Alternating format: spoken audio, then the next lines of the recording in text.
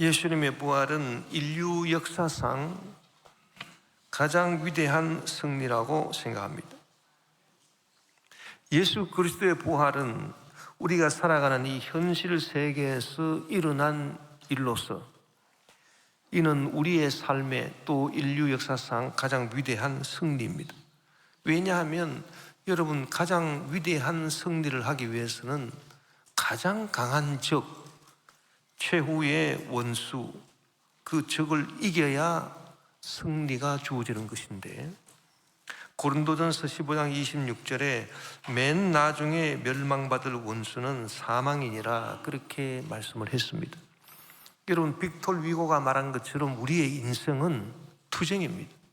우리 인생의 본질은 투쟁, 싸우는 것이에요. 그래서 오늘의 과업은 투쟁이다. 내일의 과업은 승리죠. 오늘 싸웠으니까 내일 승리해야 되지 않겠습니까?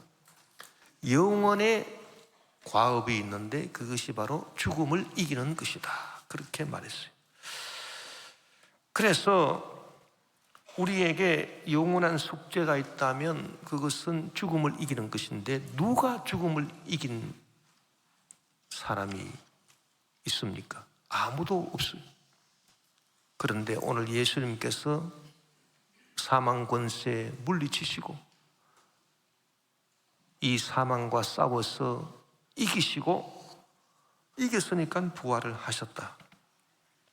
그래서 이제 예수님은 부활하심으로 최후 승리를 하시고 가장 위대한 승리를 하셨습니다. 그 부활의 놀라운 승리 역사가 저와 여러분 우리 모두에게 임하게 되시기를 주의 이름으로 축원합니다. 예수님이 사망 권세를 이기심으로 이제 우리는 그 다른 적들, 죄라든지 죄로 인한 정죄라든지 또 죄로 인해 생긴 질병이라든지 또 저주라든지 모든 문제들, 이런 것들을 어떻게 이기느냐? 가장 강한 원수, 가장 강한 적, 사망을 이겼기 때문에 이러한 적들은 넉넉하게 이긴다. 그래서 사도 바울이 로마서 8장 35절 37절에 누가 우리를 그리스도의 사랑에서 끊으리요? 환난이나 곤고나 박해나 기근이나 적신이나 위험이나 칼이라. 기록된 바 우리가 종일 주를 위하여 죽임을 당하게 되며 토살당할 양같이 여김을 받았나이다 함과 같으니라. 그러나 우리가 연약함에도 불구하고, 그러나 이 모든 일에 우리를 사랑하시는 이로 말미암아 우리가 넉넉히 이기느니라. 사망이라고 하는 이 최후의 강적, 가장 강한 최후의 적을 이겼기 때문에 환난이나 곤고나 박해나 기근이나 적신이나 위험이나 칼이나 이런 적들은 우리가 넉넉하게 이긴다, 그렇게 사도 바울이 선포를 한 것입니다. 오늘 저와 여러분이 예수님의 부활을 믿음으로 받아들임으로 말미암아 우리도 죄와 죄로 인한 질병과 저주와 문제와 환난과 곤고와 박해나 기근, 적신, 위험, 이런 것들 넉넉하게 이기는 저와 여러분 다 되신 줄 믿습니다. 또 여러분, 이 부활이라고 하는 것은 성경에 보니까 예수님께서 부활하신 것은 우리를 의롭다 하시기 위해서 부활하셨다, 그렇게 말씀을 했습니다. 로마서 4장 25절에 예수는 우리의 범죄 때문에 죽임을 당하셨고 우리를 의롭게 하시려고 살아나셨습니다, 그렇게 말씀했어요. 자, 이것이 참 우리에게 귀한 가르침을 가져다 주는 것입니다. 예수님의 십자가는요, 저와 여러분의 죄와 죄로 인해서 생겨나는 온갖 나쁜 것들, 질병이라든지 저주라든지 문제라든지 이런 것들을, 그 악한 것들을 다 청산하기 위해서 예수님이 십자가를 지셨다는 거예요. 여러분, 예수님께서 이 땅에 오셔서 뭐 학교를 세웠습니까? 병원을 세웠습니까? 기업을 만들었습니까? 나라를 세웠습니까? 그런 일을 하시기 위해서 오신 게 아닙니다. 십자가를 지시기 위해서 오셨다. 그러면 예수님이 십자가를 왜 지셔야 했나? 그것은 우리에게 제일 중요한 것이 좋은 것들이 우리에게 많이 주어지는 것, 그게 중요한 게 아니라 좋은 것들이 주어지기 전에 먼저 우리 속에 있는 나쁜 것들이 사라져야 돼. 나쁜 것들이 뭡니까? 죄가 나쁜 거죠. 죄로 말미암아 들어온 온갖 나쁜 것들, 정죄나 질병이나 저주나 문제나 이런 것들이 사라져야 된다. 이런 것들이 없어져야 된다. 그런 것들이 없어지지 아니하고 좋은 것들이 아무리 들어와봤자 아무 소용이 없다. 수조 밑바닥에 구멍이 뚫렸는데 물을 아무리 부어도 그 물이 차겠습니까? 그와 마찬가지로 이 악한 것이 제거되지 아니하면 구멍을 막을 수 없는 것과 같아가지고 아무리 좋은 것이 많이 들어와도 아무 소용이 없단 말이에요. 그래서 인생을 살아가는 법이 있어요. 그건 뭐냐 하면 처음에 제일 먼저 중요한 것이 내 속에 죄와 죄로 인해서 생겨난 모든 나쁜 것들, 이것들이 내 속에서 다 사라져야 돼요. 그 다음에 좋은 게 들어와야 되는 거예요. 순서가 바뀌면 안 된다, 그 말이에요. 그런데 여러분, 이 죄와 죄로 인해서 생겨난 나쁜 것들, 이거를 없애는 것은요, 온 우주 만물을 살펴봐도 예수님이 지신 십자가밖에 없어요. 그럼 무엇이 죄를 없애겠습니까? 인간의 지식이, 인간의 과학이, 물질 문명이 죄를 없애겠습니까? 죄를 더 많이 지을 뿐. 그래서 우리가 귀한 깨달음을 얻죠. 온 우주를 살펴보고 천하 만물을 살펴봐도 예수님이 지신 십자가 외에는 죄를 청산할 게 없단 말이에요. 죄와 죄로 인해 생겨난 모든 나쁜 것들을 예수님이 지신 십자가 외에는 청산할 방법이 없어요. 그래서 우리가 교회당마다 십자가를 다 그어놓고 십자가를 세우고, 십자가가 교회의 상징이라 그 말입니다. 그런데 예수님께서 이제 십자가에서 죽으심으로 어떤 일이 일어났느냐? 이제 예루살렘 성전에 놀라운 일이 일어났다. 그건 뭐냐? 그것은요, 성소와 지성소 사이를 가로막고 있던 휘장이 위에서부터 밑으로 쫙 찢어졌다라고 하는, 이게 무엇을 의미하느냐? 이 예수님께서 이 십자가에서 죽으심으로 말미암아 저와 여러분의 죄가 다 사라졌어요. 그러니까 나 같은 죄인이라 하더라도 내가 하나님 앞에 나아갈 수 있는 길이 활짝 열리게 되었다, 그 말입니다. 그래서 내가 하나님으로부터 의롭다 하심을 얻게 된 그런 길이 열렸다는 거예요. 여러분, 의롭지 않은 죄인이 지성소에 들어갈 수 있습니까? 절대 들어갈 수 없습니다. 이 구약에 나타나는 성전 지성소는요, 하나님이 임재하시는 곳이라는, 성소까지는 제사장들이 들어갈 수 있어도 지성소는 대제사장이 1년에 한 번밖에 못 들어간, 그것도 많이 준비를 하고, 그리고 혹시 들어갔다가 그 거룩하신 하나님을 만나 뵙고 그 대제사장이 자기 죄를 깨끗이 씻지 못하고 들어갔을 때 죽임을 당하기 때문에 그 발목에다가 방울을 매달아 가지고 아무 소리가 없으면 죽었구나, 밖에서 그 시신을 끌어낼 수 있도록 그렇게 밧줄을 달고 들어갔단 말이에요. 그 지성소하고 성소를 가로막고 있던 휘장이 위에서부터 밑으로 쫙 찢어졌다라고 하는 것은 예수님의 죽으심으로 말미암아 나 같은 죄인이라도 이제 하나님 앞에 나아가서 하나님과 관계를 맺을 수 있게 됐다는 것입니다. 그래서 의롭지 아니한 사람이 어떻게 하나님과 관계를 맺겠어요? 그래서 예수님은 이제 우리를 의롭게 하신다는 겁니다. 로마서 4장 25절에 예수는 우리의 범죄 때문에 죽임을 당하셨고 우리를 의롭게 하시기 위해서 살아나셨다. 그래서 여러분, 이제 예수님이 십자가에 죽으시고 우리 죄와 허물을 다 사하시고 이제 우리를 의롭게 하시기 위해서 다시 살아나시고, 그래서 우리가 하나님 앞에 나아갈 수 있게 됐다. 여러분, 죄사함과 용서는 가장 나쁜 악이 사라지는 것을 말하고, 의롭다 하심을 얻는 것은 이제 하나님과 관계를 맺을 수 있게 되는 것이고 가장 좋은 것이라고 봅니다. 사람이 얻을 수 있는 좋은 것 가운데 가장 좋은 게 뭐냐? 의로움이에요. 의로움. 아, 내가 의롭다 하심을 얻었다. 의롭다 하심을 얻게 되면 여기서 좋은 것들이, 온갖 좋은 것들이 다 생겨난다. 그래서 의롭다 하심을 얻는 것은 모든 좋은 것들을 만들어내는 원천이 주어졌다는, 그래서 의롭다 하심을 얻는 것만큼 좋은 것이 없다, 그 말이에요.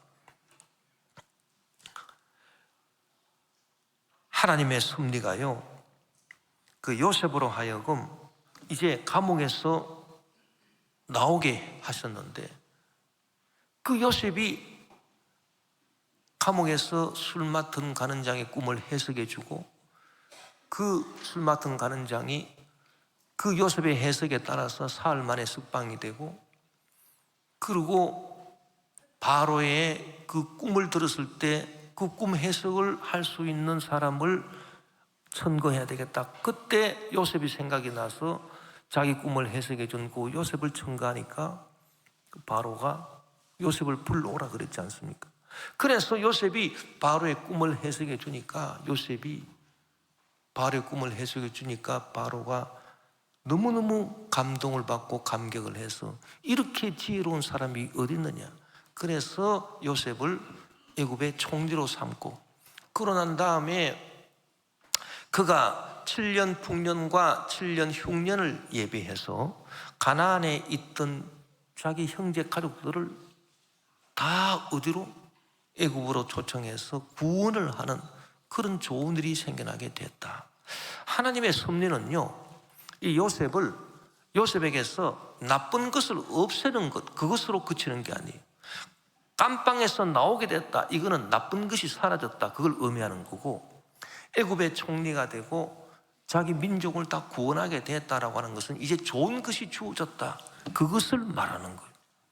그래서 하나님의 섭리가 예수님을 통해서 어떻게 나타나느냐, 예수님의 십자가의 죽으심을 통해서 나쁜 것들이 다 사라졌다, 우리가 죄악의 감옥에서 나오게 됐다, 그 말입니다. 그런데 죄악의 감옥에서 나온 것만 갖고 되느냐?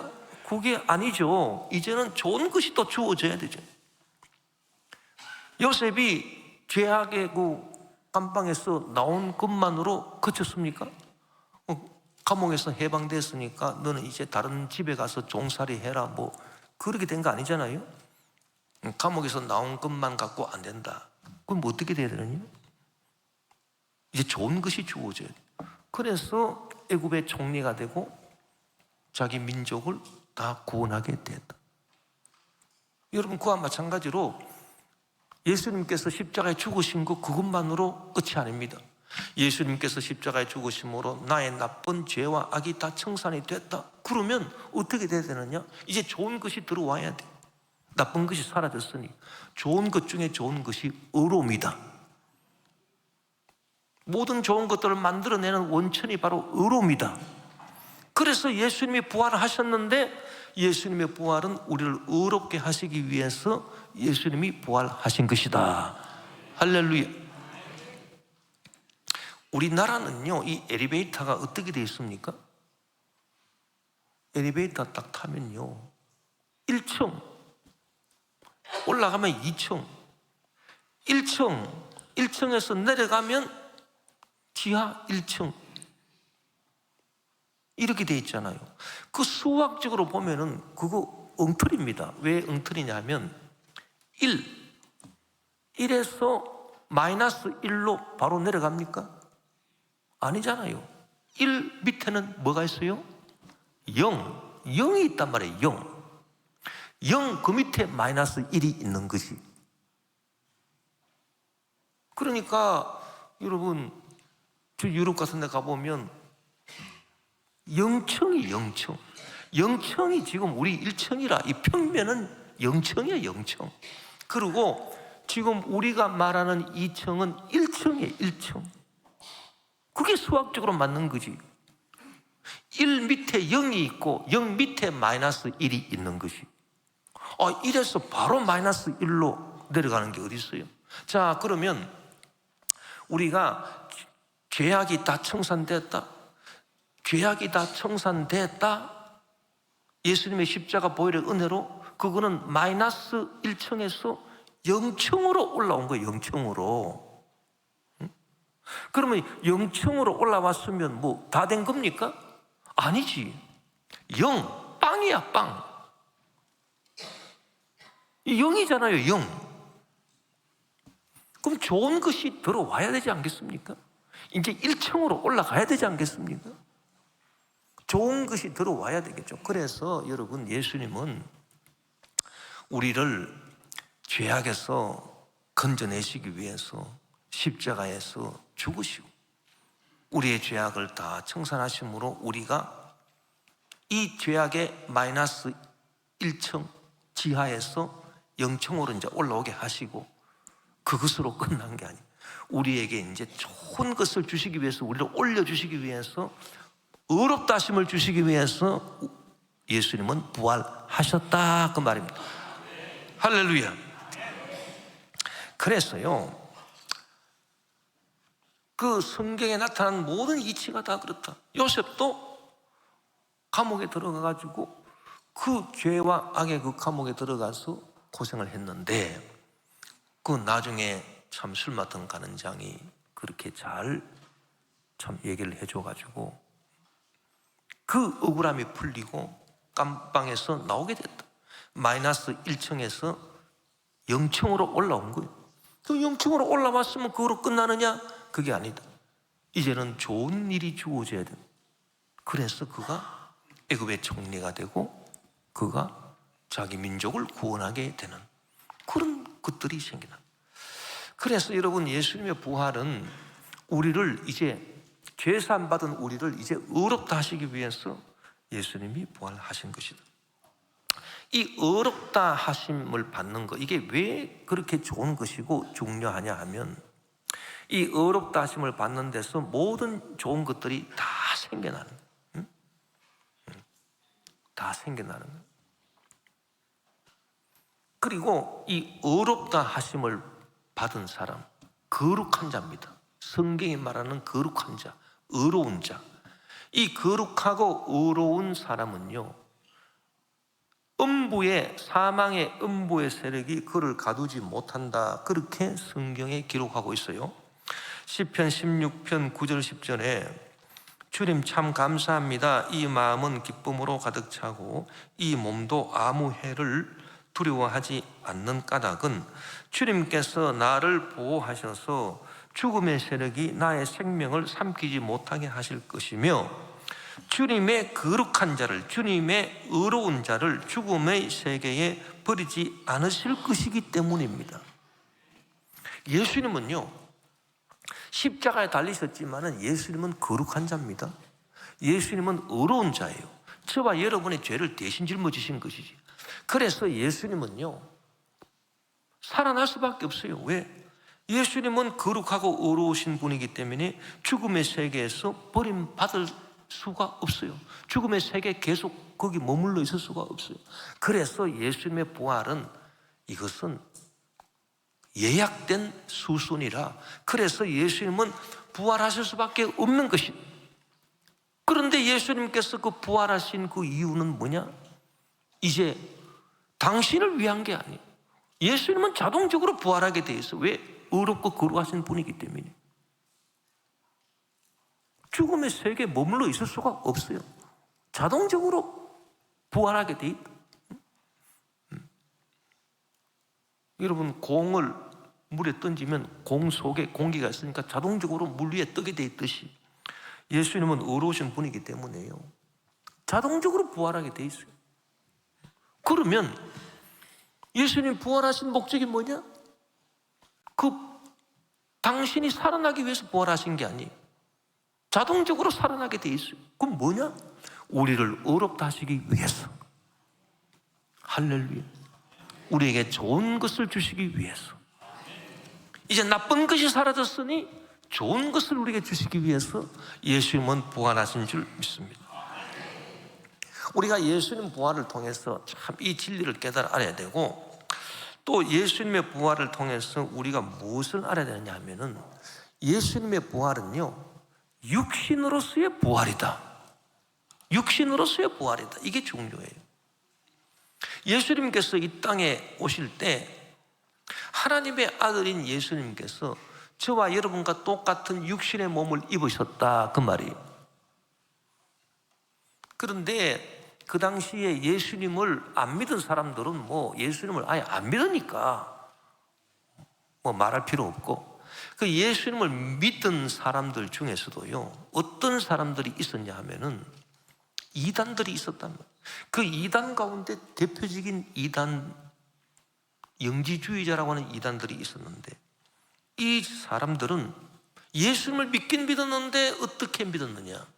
아, 예수님이, 하나님의 아들이신 예수님이, 거룩하신 예수님이 우리와 같은 이 몸뚱아리, 이 우리의 육신, 이게 얼마나 이게 더럽고 안 좋은 건데 이 육신을 입으실 수가 있겠는가?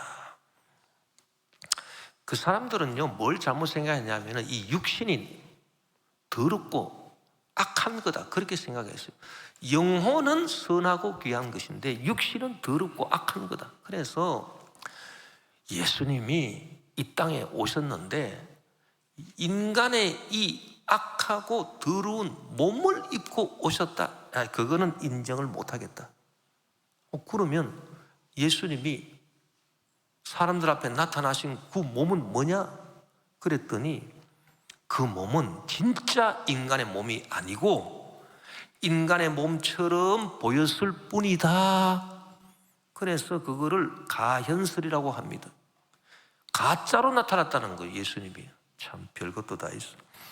그래서 이 가현설의 이단을 주장을 했어요. 그래서 거룩하신 하나님의 아들이 우리와 똑같은 먹고 마시고 또 배설하고, 아이고, 그런 그 욕망의 더러운 몸을, 악한 몸을 하나님의 아들이 입으셨겠는가?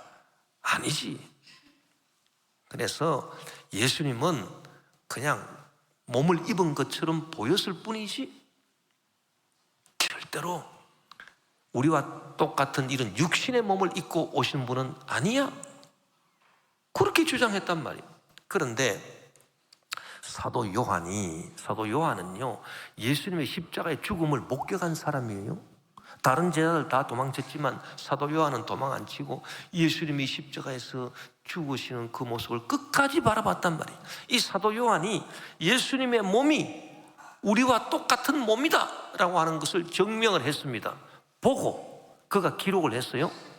요한복음 19장 31절에서 34절에 보면, 자, 이 날은 준비일이나 유대인들은 그 안식일이 큰 날이므로 그 안식일에 시체들을 십자가에 두지 아니하려 하여 빌라도에게 그들의 다리를 꺾어 시체를 치워달라 하니, 군인들이 가서 예수와 함께 못 박힌 첫째 사람과 또 그 다른 사람의 다리를 꺾고 예수께 이르러서는 이미 죽으신 것을 보고 다리를 꺾지 아니하고 그중 한 군인이 창으로 옆구리를 찌르니 곧 피와 물이 나오더라. 이렇게 기록을 했습니다.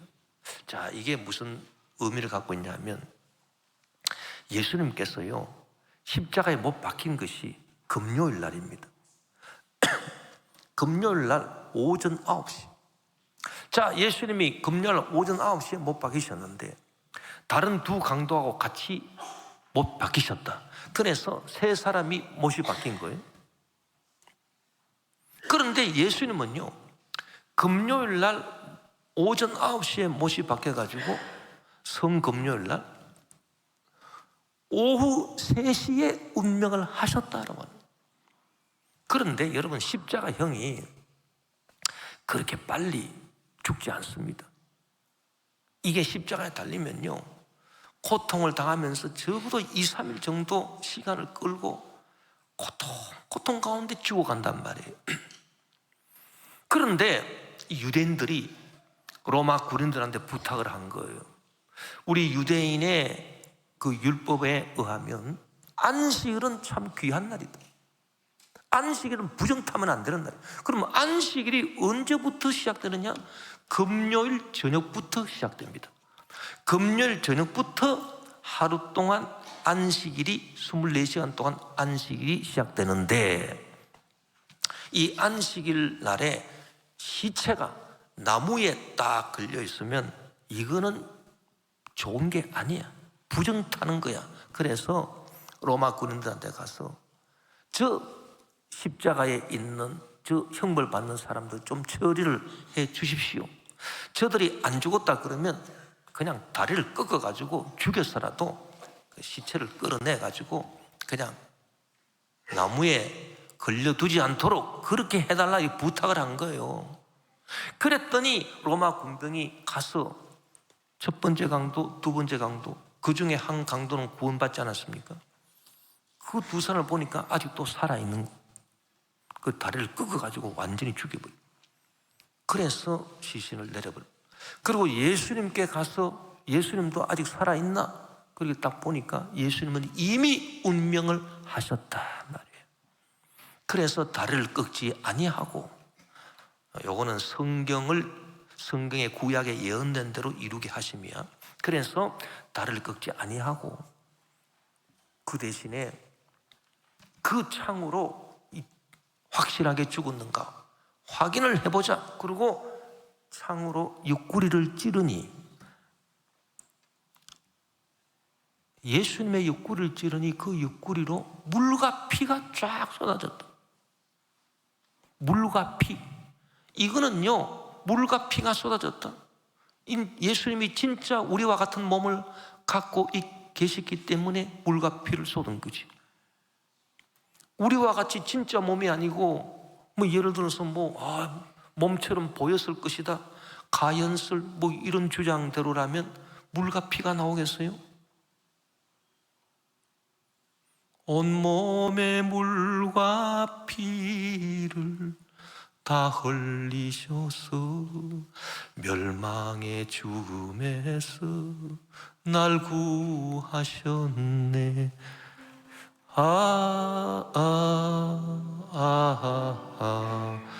주의 사랑 깊고 크셔라.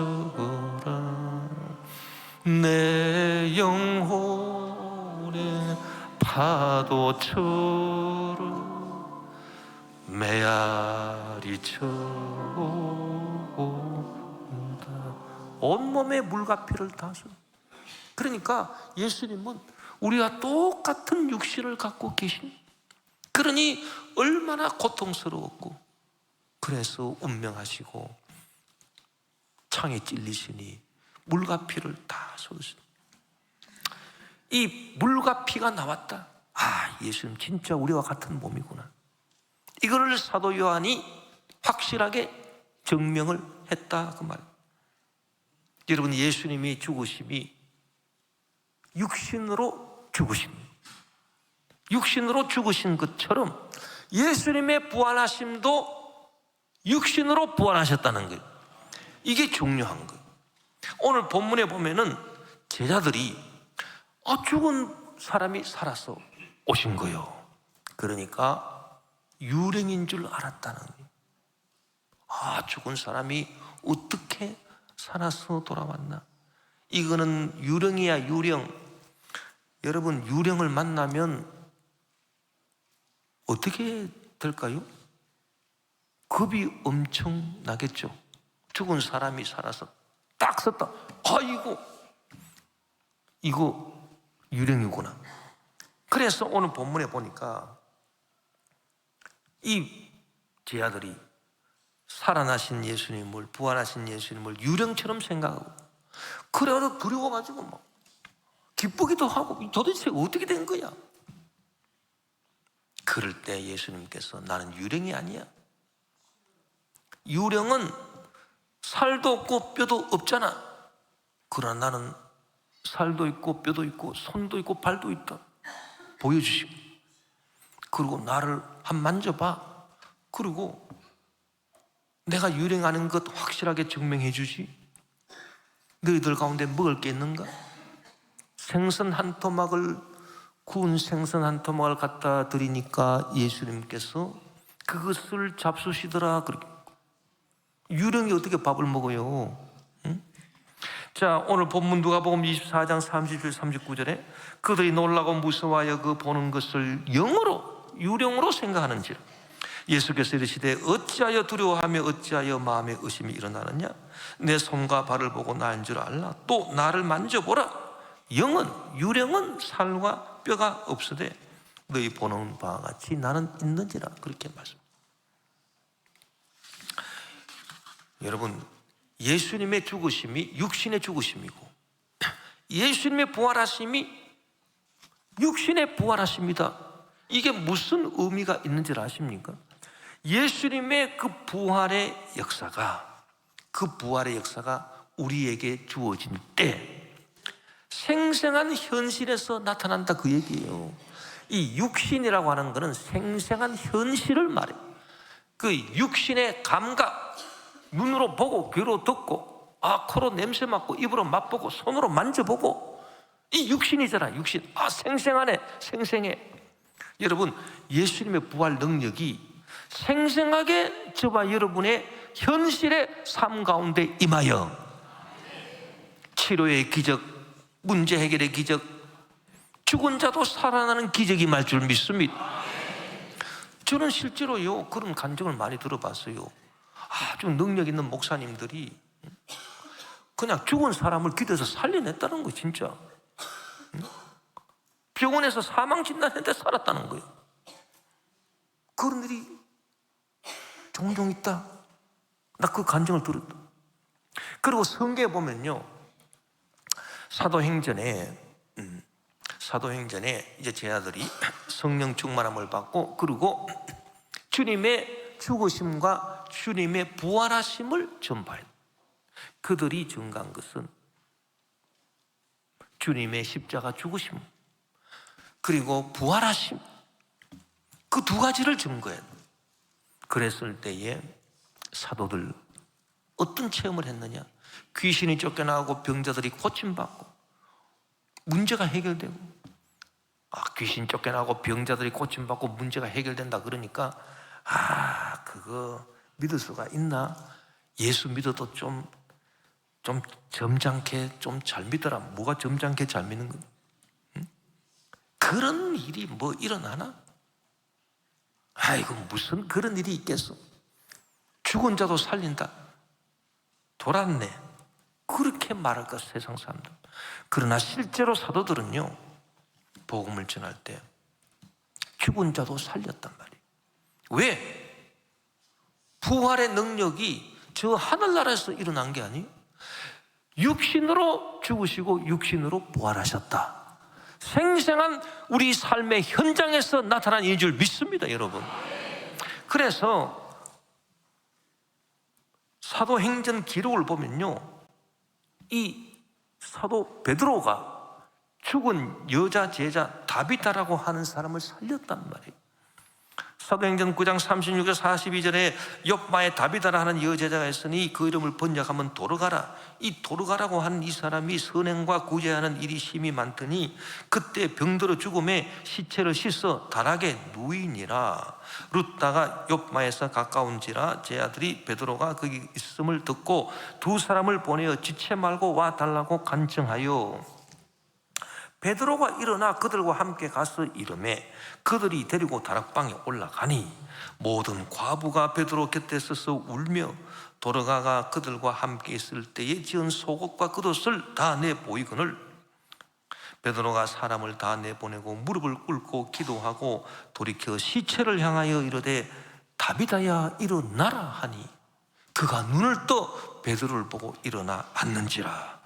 베드로가 손을 내밀어 일으키고 성도들과 과부들을 불러들여 그가 살아난 것을 보이니 온 요파 사람이 알고 많은 사람이 주를 믿더라. 그렇게. 여러분, 부활의 역사는 생생하게 우리의 현실에 나타날 줄 믿습니다. 오늘 부활의 능력이 나타나서 우리가 죄사함 받고 저주가 사라질 뿐 아니라 여러분 기적이 일어나고 병이 고침받고 할렐루야 성령 역사가 임할 줄 믿습니다. 이 생생한 현실로 나타난 걸 말이에요.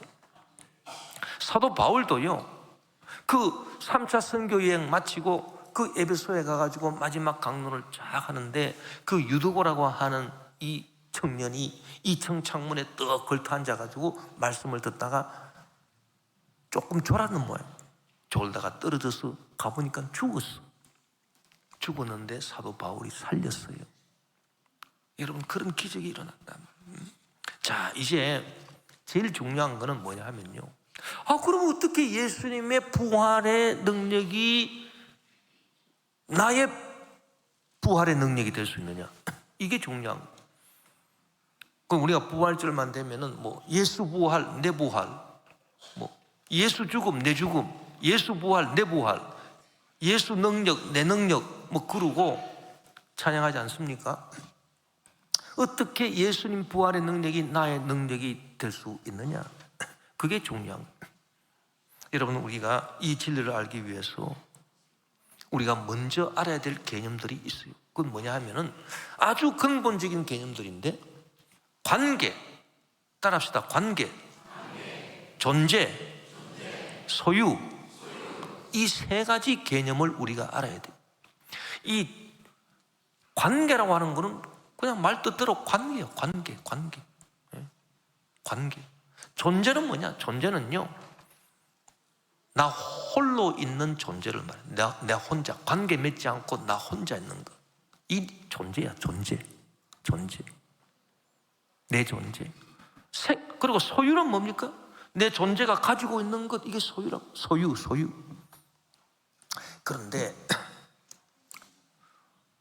여러분, 이 관계가, 따라합시다. 관계가 존재에 앞선다.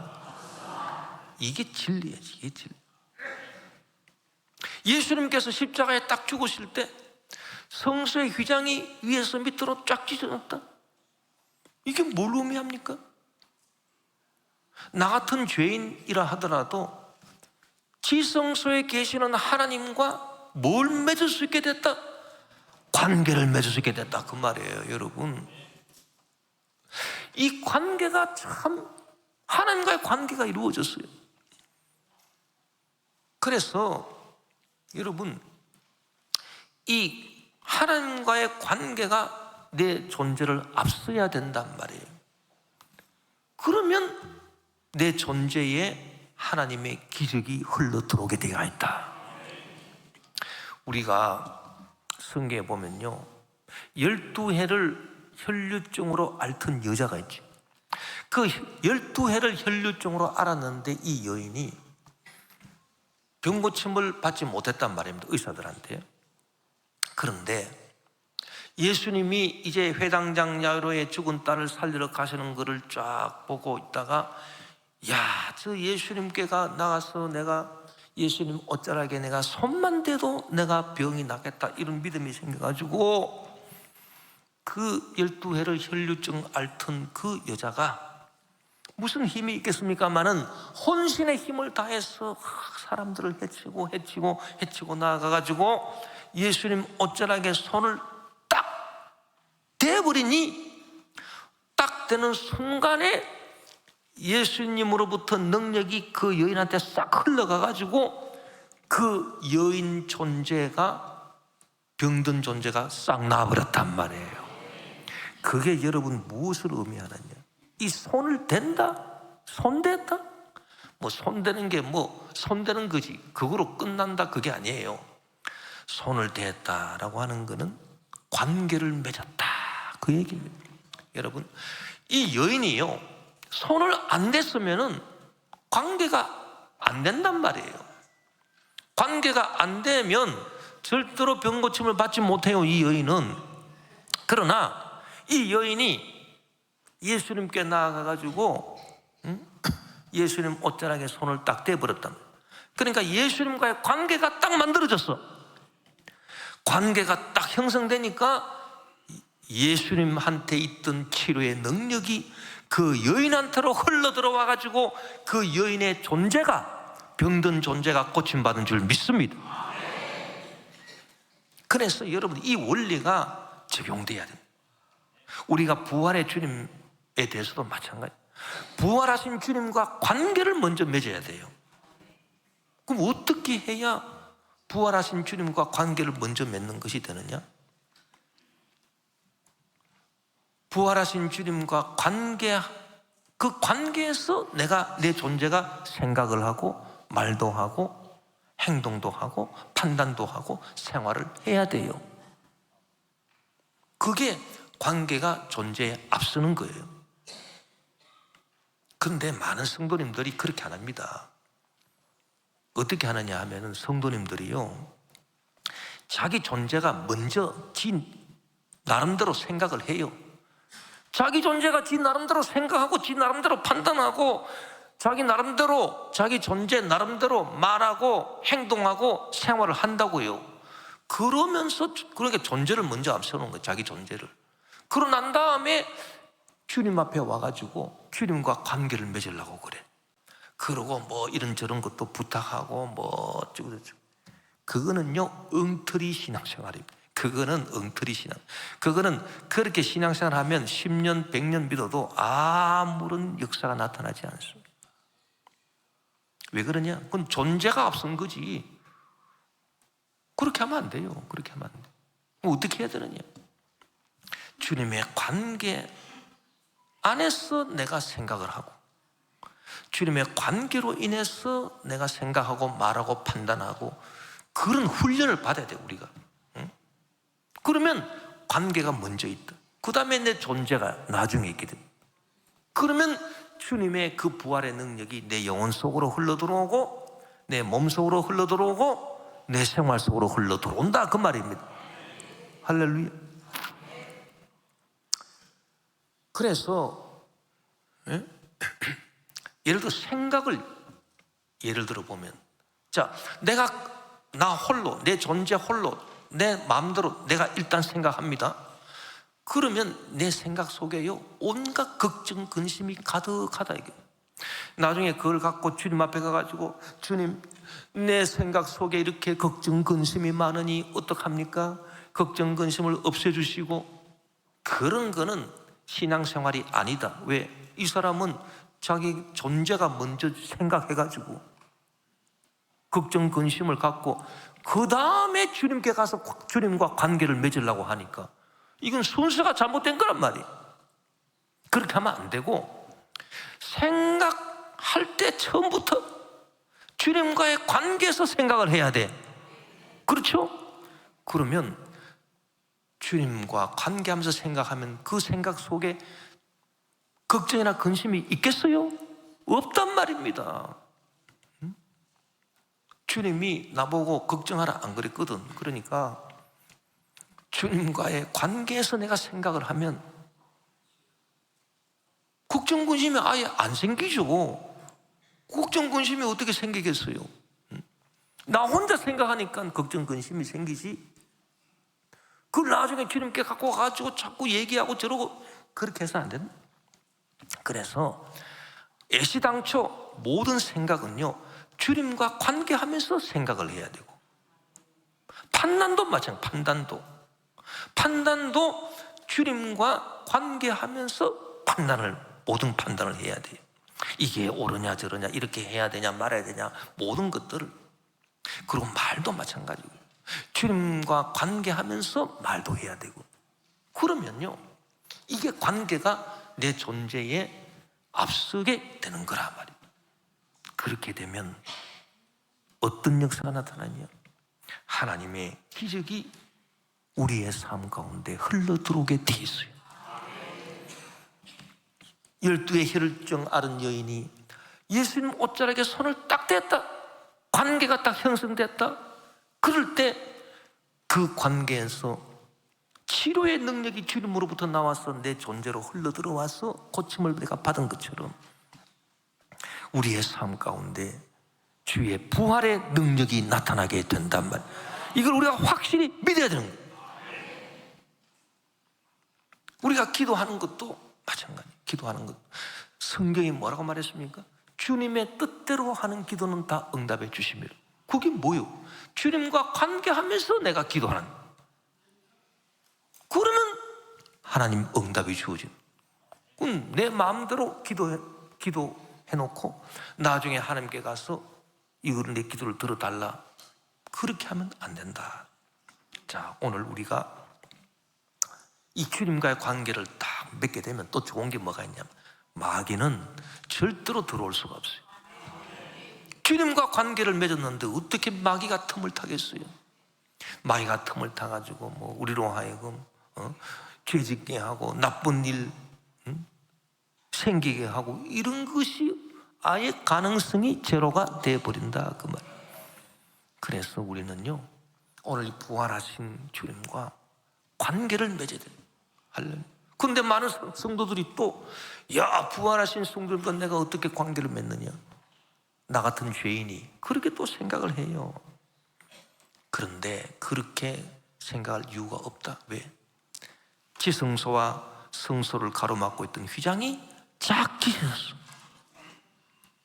나 같은 죄인이라도 부활하신 주님과 관계 맺을 수 있도록 길이 확 열렸단 말이에요.